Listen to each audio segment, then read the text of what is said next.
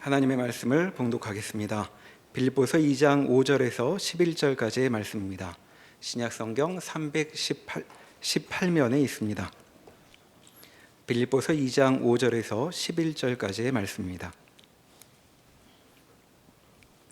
너희 안에 이 마음을 품으라. 곧 그리스도 예수의 마음이니 그는 근본 하나님의 본체시나 하나님과 동등됨을 취할 것으로 여기지 아니하시고 오히려 자기를 비워 종의 형체를 가지사 사람들과 같이 되셨고 사람의 모양으로 나타나사 자기를 낮추시고 죽기까지 복종하셨으니 곧 십자가에 죽으심이라.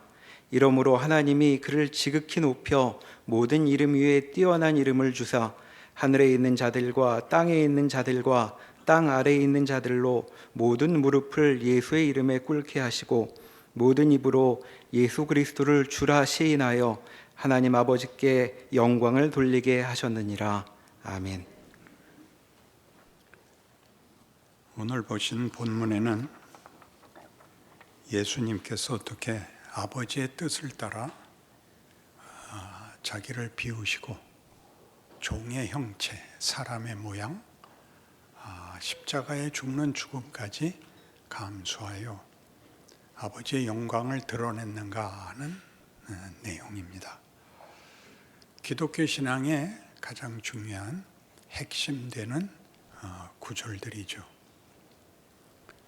이 일은 모든 신자들에게 실존적 신앙의 가장 핵심이 되는 내용들로 모두가 깊이 간직하고 있습니다. 그런데 이 실존적 신앙만 가지고 있으면 기독교 신앙의 동력이 감동이 됩니다. 그런데 우리 이 신약 다시 보기를 시작하면서 소개한 바와 같이 역사적 신앙관에 의하면 이 모든 일들은 우리 에베소 1장 3절에서 6절 외우듯이 창세 전에 하나님께서 그리스도 안에서 예정하신 택하신 일입니다.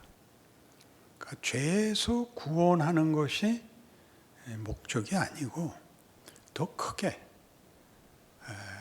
그 사랑하시는 자 안에서 거룩하고 흠이 없게 하는 하늘에 있는 모든 신령한 복을 주시려는 그는 훨씬 큰 원대한 그림이 상상되어야 하는 것입니다. 종교라는 것이 존재하려면 경배의 대상인 신이 있어야 하고 그 신을 숭배하고 경배하고 그 앞에 충성하는 신자가 있어야 된다. 그렇게 설명했죠. 신의 정체성이 설명되어야 한다. 신의 정체가 없으면서도 신앙이 존재하는 인간 세상에 있는 가장 많은 종교의 형태가 무속신앙이라 그랬습니다. 간절한 마음. 상대가 누구든지 간에 나의 이 처절한 현실을 도와다오.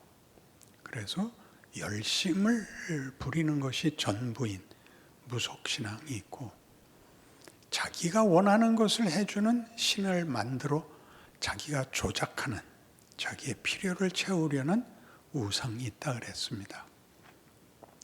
그러니까 우상은 굳이 옛날에는 바알이니 아세라니 몰록이니 하고 구약에 나타나지만 우리 현대 사회에서는 돈이 우상이다 그러는데 그것은 돈도 아니고 바알도 아니고 자신이죠.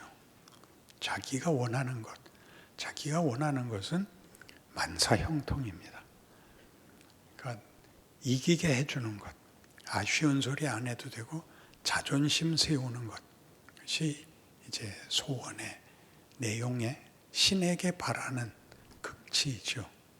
그러나 성경은 지금 오늘 우리가 빌립보서 2장에서 본 바와 같이 하나님은 뜻밖의 우리를 죄에서 구원하시기 위하여 그 아들을 보내시는데 우리의 조롱을 받으시며 우리의 배신을 받으시며 우리의 폭력을 받으시며 마침내 우리 손에 죽기까지 하시는 분이라 이렇게 소개되어 있습니다.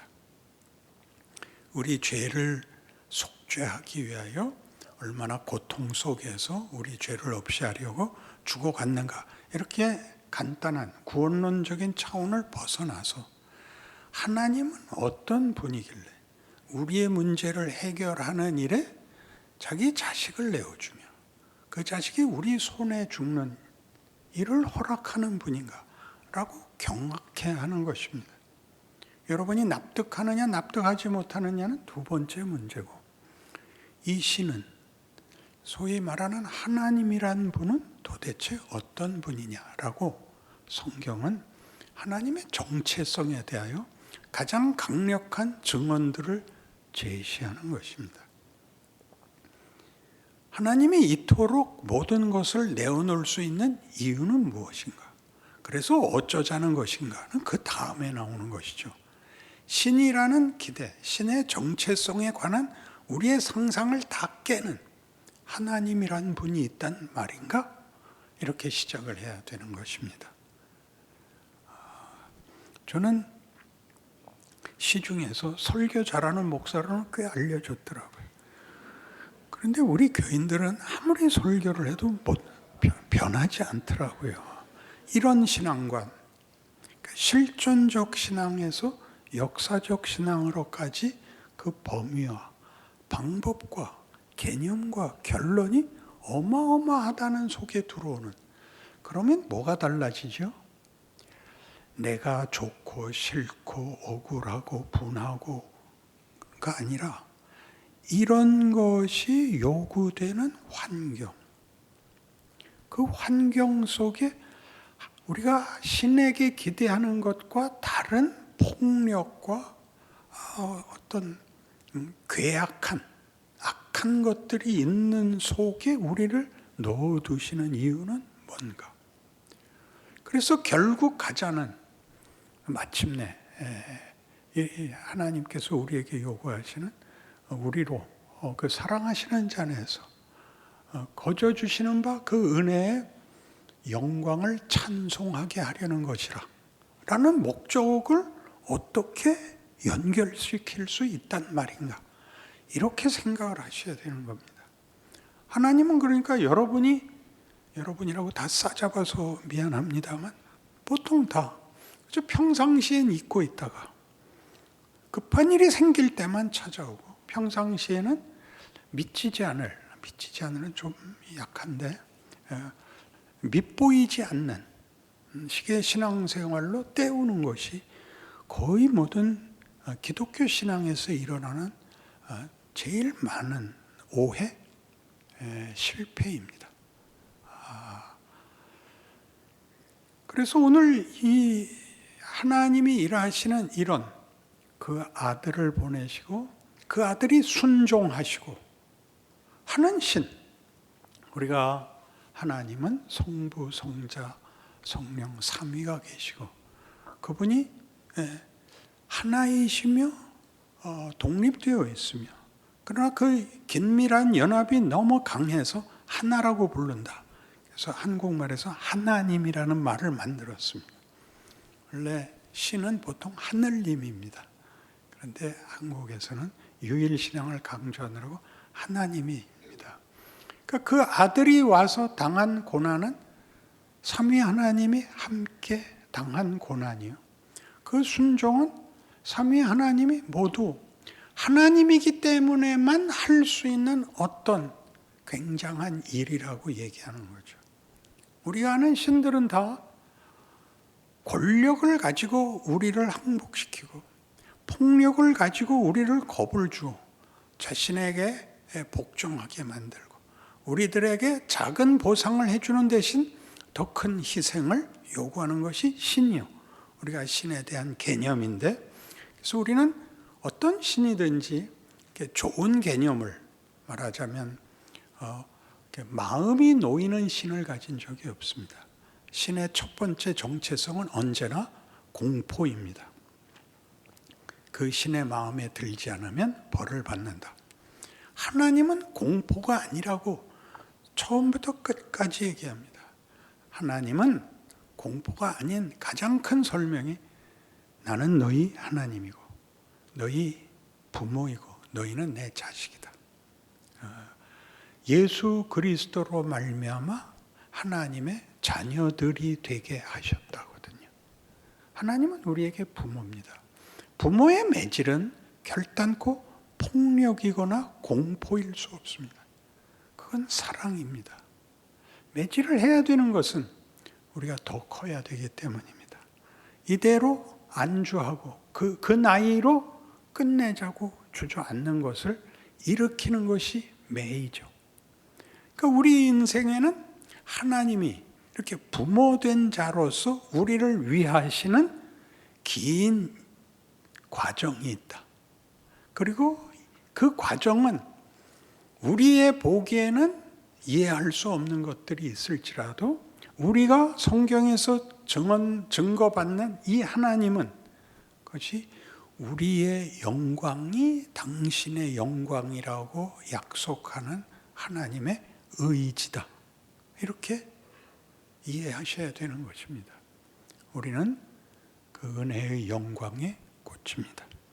하나님이 은혜를 베푸신 것은 하나님이 자비로우신 것을 나타내시는 정도가 아니라 그 대상에 대하여 완성을 욕심내시는 그 대상의 만족으로까지 가지 않는 한 포기하지 않는 하나님, 욕심 많은 하나님, 그 욕심은 다 그의 대상인 우리를 목적하고 있다 하는 것이 기독교인 것입니다.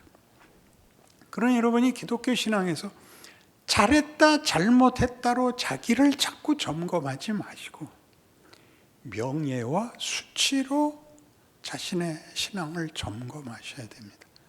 나는 하나님의 사랑을 받고 있는 자며 하나님이 기르시는 자인데 내가 앞으로 전진하고 있는가, 주저앉고 있는가, 못난 짓을 하고 있는가를 부끄러워해야 되는 것입니다. 그러니까 회개라는 이름으로 잘못을 지워내고 그래서 순진하고 진실하려고 들지 마시고 철이 들고 크라 말이죠. 아유, 성질이 살살 날라 그러는 이 부분의 진정성인 것입니다. 성경에 그토록 많이 나오는 진노하시는 하나님은 그 진정성이 이렇게 분노로 표출되는 것입니다. 그러니까 그건 겁을 내라는 것이 아니라 더 가자. 이렇게 여기서 타협할 수 없다. 난 이것 정도로 만족할 수 없다. 그게 구약 내내 구약 역사 속에서 인간들이 자기 만족의 목표와 하나님 만족의 목표의 차이 때문에 일어나는 갈등이요. 하나님의 분냄과 하나님의 슬퍼하심들이 구약 가득히 있는 것입니다. 근데 우린 그것을 왜 이 바보들은 우상을 섬기고 하나님을 제대로 따르지 못해 이렇게 쉬운 말을 하는데 하나님을 따른다는 것은 학교 공부를 하듯이 1학년을 끝내면 2학년으로 진급을 해서 또 새 걸 배워야 되고 또 커야 되고 또 모르는 문제가 나오고 문제를 다 외웠는데 아니 그거 아닌 다른 문제가 나오는 이런 계속적인 발전을 요구하기 때문에 우리는 투정을 부리는 것입니다. 이 정도면 되지 않았습니까에 대해서 하나님은 더 가자 그러십니다. 끝없는 끝이 없다는 것은 무한하다는 것은 영생이라는 것은 그 아름다움의 충만과 그 넘침으로 가자는 것이지 그것은 무슨 책임이나 무슨 보상, 상급에 관한 것으로 이해를 하는 것과는 차원이 다른 것이죠.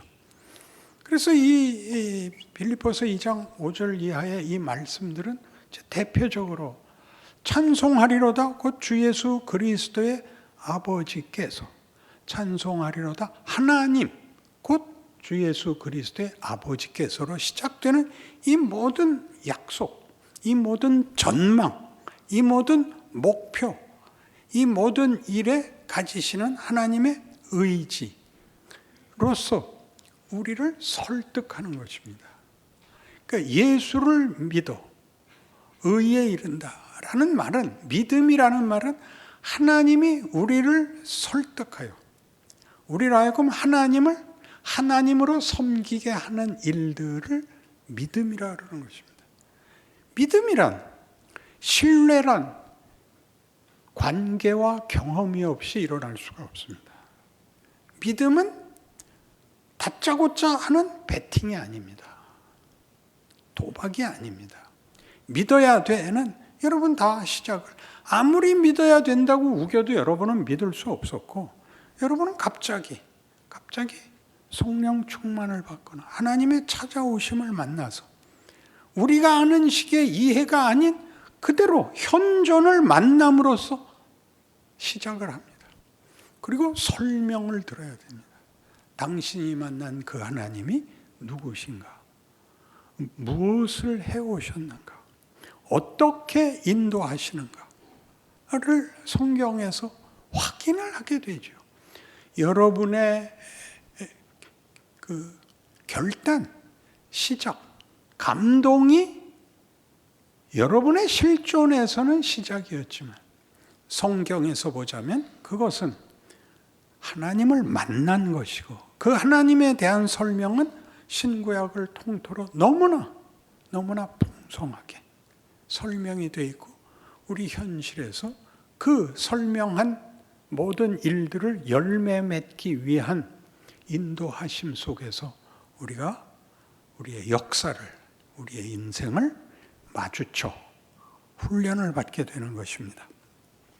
그래서 믿음이라는 말을 성경에서 보자면 아담 창조가 있고 아담을 만들었는데 아담이 불순종함으로써 인류가 사망에 빠지게 되는 그 엄청난 비극을, 성경을 읽으면서 가장 놀라는 게 성경이 창조를 여러 장에 걸쳐서 얘기해야 되는데 창조를 간단하게 얘기하고 오히려 아담의 실패가 더 크게 설명이 되고, 그 결과 모든 인류가 절망 속에 빠질 수밖에 없고 죽을 수밖에 없다. 그러니까 11장까지 있고 12장에 그 앞에 문맥과 따지자면 느닷없이 아브라함을 불러서 내가 네게 복을 주어입니다. 네 이름을 창대케 하리니 너는 복의 근원이 될지라. 너를 축복하는 자에게는 내가 복을 내리고 너를 저주하는 자에게는 내가 저주하리니 땅의 모든 족속이 너를 인하여 복을 얻을 것이니라 입니다. 느닷없습니다. 이 약속이 있고 아브라함은 불려 나와서 이 약속을 받고 그 하나님을 이해하는 긴 시간을 가져서 22장에 이르러 이삭을 바침으로써 하나님 앞에 인정을 받습니다. 네가 네 아들을 바치기까지 나를 신뢰하였은즉 내가 나를 두고 맹세하노니 내가 네게 정령 복을 주고 복의 근원이 되게 하고 모든 족속이 복을 받게 하겠다라는 선언을 하십니다. 그럼 잘 보십시오. 앞에서 아브라함이 하나님을 만났을 때는 아브라함이 아무 정신이 없고 하나님에 대한 아무런 지식이 없는데 하나님이 아브라함을 불러내어 이 약속을 하는 것만 갖고 있는데 그 약속에 대한 그의 신뢰라는 것이 경험상 없으므로 애굽으로 피난도 가고 가나안 전쟁에 말려들기도 하고 이런저런 일을 겪으면서 하나님이 그 아브라함의 생애에 이렇게 저렇게 간섭하는 걸 하나하나 겪어오면서 결국 100살의 이삭을 얻게 되고 그 후에야 이삭을 바쳐라 오는 겁니다. 그는 이삭도 바쳤다가 아니라 이 성경이 하고 싶은 얘기는 이거다. 내가 너희를 항복시켜서 100살에 낳은 자식이라도 바칠 수 있는 지경까지 나를 설득하고 항복시킬 것이요. 너희가 나를 믿고 항복하는 것이 너희의 복이요 너희의 자랑이 되는 결론을 만들고야 말겠다. 그게 성경이 하고 싶은 얘기인 겁니다. 오늘 본 본문에 있는 것 같이 그가 하나님의 영광의 본체시나 하나님과 영광을 나누는 자리를 비우고 종의 형체로 인간의 형상으로 나타나 죽기까지 순종하셨는데 그 죽음은 또 하필 십자가에 죽는 것이었다. 이러므로 하나님이 그를 지극히 높여 모든 이름 위에 뛰어난 이름을 주사 하늘에 있는 자나 땅 위에 있는 자나 땅 아래에 있는 모든 자들로 그 앞에 그 이름 앞에 무릎을 꿇게 하시고 그를 주라고 하나님이라고 시인하게 했다. 내가 이것으로 영광을 받는다. 이게 하나님의 영광입니다. 하나님은 이런 분이다. 내가 영광스럽게 너희를 무릎 꿇리는, 너희를 짓누르는 자가 아니다. 내가 너희의 필요에 어떤 초월적인 힘을 동원해서 너희를 형통케 하는 정도의 신이 아니다. 나는 너희와 운명을 같이 하며 너희와 관계를 온통 하나로 묶을 나는 너희의 아버지가 되겠다. 이렇게 나오는 것이 기독교입니다. 왜 세 사람밖에 없냐 이거. 아까도 얘기했죠. 시중에서는 설교 제일 잘하는 목사라는데 우리 교회는 무슨 아멘을 하길 하나, 무슨 신앙이 좋아지길 하나. 아니에요. 좋아지고 있어요. 그렇게 이제 우기시겠죠.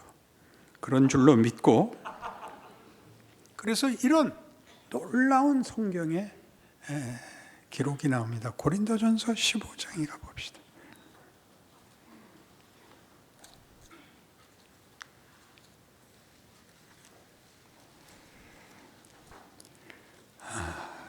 제 성경으로는 283페이지에 고린도전서 15장 55절 말씀부터 봅니다. 사망아, 너의 승리가 어디 있느냐? 사망아, 네가 쏘는 것이 어디 있느냐? 사망이 쏘는 것은 죄요, 죄의 권능은 율법이라. 우리 주 예수 그리스도로 말미암아 우리에게 승리를 주시는 하나님께 감사하노니 그러므로 내 사랑하는 형제들아 견실하며 흔들리지 말고 항상 주의 일에 더욱 힘쓰는 자들이 되라. 이는 너희 수고가 주 안에서 헛되지 않은 줄 알미라. 이 대목은 왜 느닷없이 여기 동원되어야 하느냐면 사망을 조롱하는 것입니다. 사망이란 잘 아시는 대로 소멸되는 것입니다. 어떠한 가치도 다 쓸데없어지는 것이고 어떠한 노력도 다 무산되는 결과가 사망입니다. 그 사망을 조롱합니다. 사망아, 너의 독이 어디 있느냐? 사망아, 네가 승리한다고 떠드는 것이 어디 있느냐? 사망은 잘잘못을 가리는 것 아니냐? 나는 잘잘못을 가리는 하나님이 아니다. 나는 부활의 하나님이다. 나는 창조와 부활의 하나님, 죽음을 뒤집는 하나님이다. 내가 하는 일, 내 사랑을 받는 백성들에게 사망은 아무 힘도 쓰지 못한다. 사망아, 너의 쏘는 것이 어디 있느냐? 사망아, 네 이기는 것이 어디 있느냐? 그러므로 사랑하는 형제들아, 견실하며 흔들리지 말며 주의 일에 더욱 힘쓰는 자들이 되라. 종교적 열심을 내라가 아닙니다. 세상적인 것과 종교적인 것이 우리의 이해를 위해 나뉘어 있지만 하나님에게는 이 창조세계 전체가 그의 대상입니다. 여러분 외우시는 요한복음 3장 16절이죠. 하나님이 세상을 이처럼 사랑하사 독생자를 주셨으니 누구든지 저를 믿는 자마다 멸망치 않고 영생을 얻으리라. 구원을 얻는 문제가 아니라 하나님은 창조 세계에 대해서 처음부터 가지셨던 창세 전에 우리를 택하시고 예정하사 그가 가지셨던 뜻을 이루시고야 말겠다가 이 십자가로 나타나는 것입니다. 죄에 빠진 자를 구원하러 오셔서 구원을 받은 자의 찬송과 감동을 받는 정도가 아니라 하나님의 은혜의 영광의 찬송이 되게 하기 위해서는 죄에 빠져 있으면 꺼내야 되는 것이기 때문에 구원이라는 것이 성립하는 겁니다. 꺼낸 것은 여기를 가겠다는 뜻이죠. 이 의지를 포기하지 않는다는 표시이지, 나는 이제 죽어도 천국 가, 이렇게 말하는 건 얼마나 가난한 고백입니까? 훨씬 험한 말 하려고 그랬는데 참은 거 아시죠? 그것밖에 할 말이 없는 거. 그래서는 안 됩니다. 인간이라는 존재가 달라집니다. 하나님을 알게 되면, 하나님이 우리를 뭘 원하시는지 안다면, 하나님이 우리에게 사랑과 믿음을 요구하고 있다는 것, 얼마나 대등한 인격 간의 대등한 가장 밀접한 관계를 요구하는 것입니까? 이런 명예와 자부심이 예수를 믿는 자, 여러분들이 가진 감동, 나는 이렇게 예수를 믿었어, 그때 이런 기적이 있었어, 여러분을 저기 끌고 가려고 허락하신 과정이었다고요. 그러니 가셔야죠. 그 과정이 우리 기대와 다르죠. 사망이 왕노릇하는 세상에서 싸워 이겨야 되고, 이기기 위해서 폭력을 써야 되고 거짓말을 해야 되는 속에서 하나님이 우리를 만들겠답니다. 그건 좋은 자리라는 거죠. 여러분, 자식을 기르면 어떻게 기르나요? 감춰놓고 기르지 않습니다. 나가서 친구들하고 놀아, 싸워, 울어. 그것이 아이를 만들죠. 이겨야 된다는 게 무슨 말인지, 그것이 주먹이 강해서가 아니라 인간성의 싸움이 된다는 걸 자라면서 철이 들어 알아야죠. 5살짜리의 순종, 7살짜리의 진실, 이런 것으로 어른이라고 말할 수 없습니다. 60이 되어도 70이 되어도 하나님이 작정하시고 그의 인생에 관여하신, 붙들어 끌어온 자리가 아직도 진실밖에, 눈물밖에 보일 거 없다면 그건 정말 비참한 겁니다. 그러니 정신 차리시고, 여러분의 인생 속에서 하나님이 나보고 보복은 왜 쓸데가 없는가? 왜 너보고 용서를 하라 그러는가? 그것은 폭력보다 훨씬 큰 실력을 가질 때야만 나오는 것입니다. 누구를 원수로 삼는 것은 우리를 소모시킬 뿐입니다. 위대한 것을 하십시오. 그러니 오죽하면 성경에서는 네 원수가 죽이거든 먹이고, 목마르거든 마시게 하라. 악으로 악을 갚지 말고 선으로 악을 이기라. 그런 모든 조건 속에서 보라, 사람이 얼마나 하나님의 인도하심 속에 있지 않으면 치사해지는가 봐라, 얼마나 못난가 봐라, 부끄러워해라, 그리 가지 마라, 이리 와라, 이리 와라. 그 싸움을 우리 평생에 하는 것입니다. 여러분 승자가 되시기를 바랍니다. 여러분의 찬송이 하나님의 기뻐하심이 되기를 바랍니다. 기도하십시다. 하나님 아버지, 예수를 믿는다는 것이 얼마나 복되고 영광스러운지 명예와 수치를 배웁니다. 선행을 몇 가지 베푸는 것으로 때울 수 없습니다. 우리의 인생이 매일 언제나 이 하나님의 인도하심 속에 있습니다.